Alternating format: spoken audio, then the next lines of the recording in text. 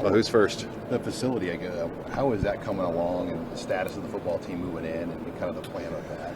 Yeah, it's going well. It's also been a challenge. It's I think, and I had to remind myself, we have 315,000 square feet. I mean, it's a massive facility, and so, one of the things we're really trying to figure out, and Coach Rule's really passionate about, is we don't want to do anything that disrupts the football team. And so there's certain areas that are completed, some others that we're waiting on a couple things, rather than so. Whether we all get in prior to camp or we wait till after camp breaks, we're working on that final date. We just don't want any disruption. So it's soon. The rest of the stuff, as I talked about earlier, maybe the training table and some of that's probably more at the end of the calendar year. But it's a Herculean task, and everybody's all hands on deck.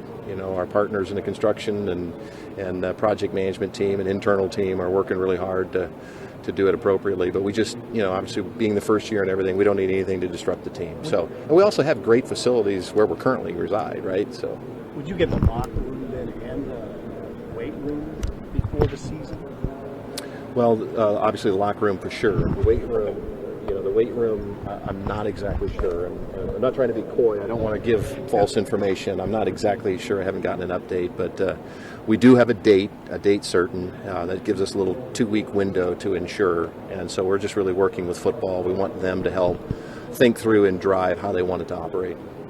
Trev, what's jumped out to you the most about Matt Rule since December? Well, I would just say, Coach Rule is the guy that I thought he was, when we made the hire. He's extraordinarily hardworking. He's very intelligent. He's very strategic. I think he's authentic.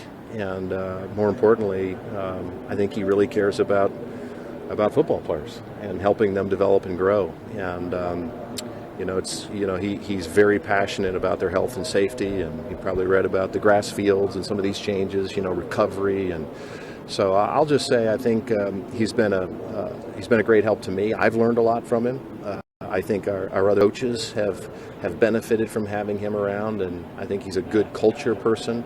He's a great communicator, and now we're all hoping he's a really great football coach. In that regard, what in particular are you looking for from the team on autumn Saturdays? Well, again, I'm not going to get back into the Steve Sipple quarter of number of wins, but look, we have high expectations here. We're not trying to, we expect to be very, very competitive. At the end of the day, I think it's also realistic to recognize that this is our first year. We have a whole new coaching staff. We have a new offensive coordinator, new defensive coordinator, and a lot of new players. So we just want to get better. I'm serious about what we talked about last couple of years. It doesn't take many Nebraska fans and our alumni and all of you to look at a team and say, is that a Nebraska team?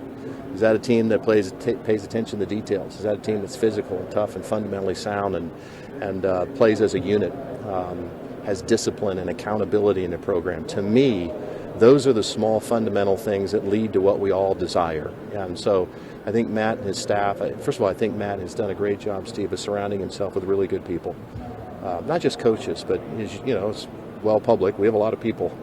It's the way it is now in college football. But these are good people that work really hard. They have a very clear vision and a clear plan. So I like who Matt surrounded himself with, and I think he's built a really good culture in what he can do this summer. The players, I talk to the players, I see them. They really appreciate the level of attention, detail, and accountability that Matt has brought to the program. Back to something you said a little bit ago that you've learned from Matt. What have you learned from him? There's just different styles of leadership. There's communication. Matt is very strategic. I watch how, and it's not necessarily we're in a classroom and but I always believe, I think you can always learn as a leader. I observe all our coaches, not just Matt, but I watch him interact with the student athletes. This concept of coaching players hard, but earning their trust prior to that has been really meaningful to me. He and his staff really invest in the players, like getting to know them as people. And I think sometimes we forget about that. Like these are people, and we all have challenges. And Matt just makes such a commitment, not just in the players, but his own staff. He develops young coaches. I think just observation more than anything else. And we spend a lot of time together, and we're working on our relationship. Obviously, I think it's really important. I work really hard on my relationship with Ted Carter. I think it's important that the people that are tasked with making decisions have a general agreement and understanding of where everybody's coming from. So that in that respect, it's been really good. Trev, when you watch Matt at this event on the stage up there and see him representing Nebraska on a national level, what does that do as far as validating some of the things that you thought about him and how he would be a representative of your brand going back to last November? Well, it's really important to me. I've said this before, but in large part, I feel like part of my responsibility is to work hard to protect, maintain the integrity of, and advance, the thing that's on my lapel, right? And that's what we're tasked with doing. And so, I think Nebraskans and our alumni are that's really important to them, and so having somebody who understands that and embraces it. Look, Matt's really good at it, but it's still work, and he takes very seriously his responsibility. And we talked about this in the hiring process. I said, I don't think you don't understand what Nebraska's like. This is different, right? Like, I come here the last 2 years, and we know what our record is, and all of my colleagues are going, who are all those people? Like, we haven't won 6 straight national championships, but that's the kind of coverage and support we get from all of you. But Matt understands that. He embraces it. He's good at it. And he understands the responsibility that he has as the head coach of the football program and what that means to the state of Nebraska. That's a burden that not everybody is willing or able to carry. The stadium renovations, I know you guys have started that process. Any idea when an update or some more communication on that will come out? Yeah, we're working hard. You mentioned the Go Big project. The really interesting thing about the Go Big project is it's really opening a world of opportunities over at the stadium. So it's really been the catalyst to rethink some of those spaces that are being vacated. And so we've got a great executive team. Our hope is that I think it's October 5th, as we have a Board of Regent meeting. Our job is we're tasked with presenting a vision, a plan, and an opportunity to execute a vision on Memorial Stadium that we'll present to Ted Carter and the Board of Regents on October 5th. And so part of why it's a Herculean task is we're not just talking about the stadium itself, but you're talking about the backfill from the Go Big project. So you think about 315,000 square feet coming online, there's a significant amount of programming that's leaving the stadium. So how do we rethink that? I think we have some very good entrepreneurial ideas about I'm really interested in how we can activate Memorial Stadium more than 7 Saturdays a year. And I think a lot of us in college athletics are thinking that way, looking for new entrepreneurial revenue streams.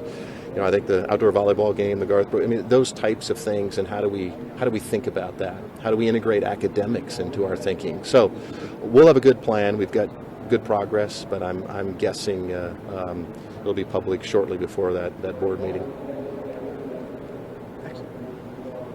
Trev, I got one for you. So there was at one point there was tossed around the idea, maybe not coming from you, but maybe from fans, that there would be a neutral site game in the non-conference. Is there any truth to that moving forward, that maybe you would entertain a neutral site game? Maybe not Ireland, but you know what I mean. Maybe somewhere a little closer to home. I enjoyed Ireland until later in the game, but no, I think we're interested in any. I love new, creative, different ideas. So we've been working on some football scheduling.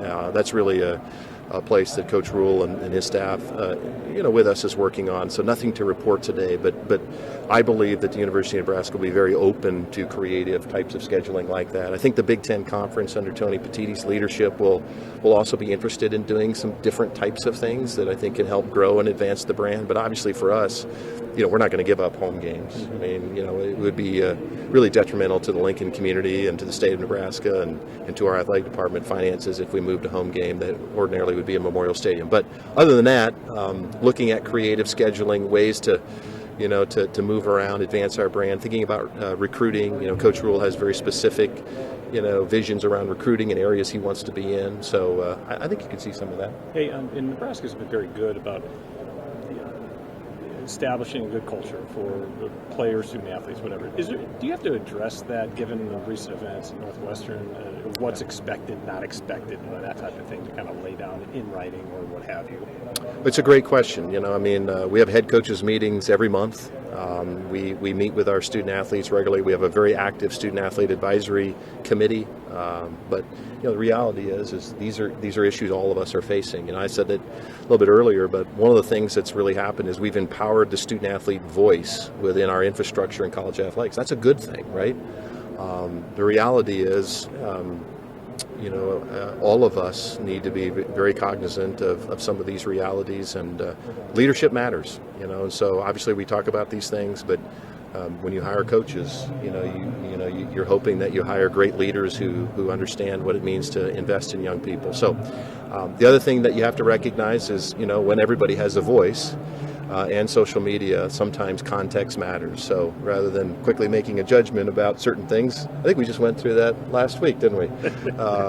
Context can matter sometimes. And but these are all real serious things, as you mentioned, Andy. And the University of Nebraska, I think, tries really, really hard. We try to serve our student athletes, no matter who they are, where they're from, what they look like. We're going to love, honor, and serve every one of them as best we possibly can. Trev, really quick, just with the 100th year of Memorial Stadium approaching, any big plans, people you're bringing in, just excitement for that? Yeah, our marketing team's got a plan around that, and I think each week you'll see something else. We'll have some programming around that to really celebrate everything that the stadium has meant to us and for us, and we've tried to really go back into some of the history. I've got the original case for support of when they built the stadium in 1923. It was really cool. And so we'll integrate some of that and really celebrate. We have a lot to celebrate at the University of Nebraska, and our stadium's one of them.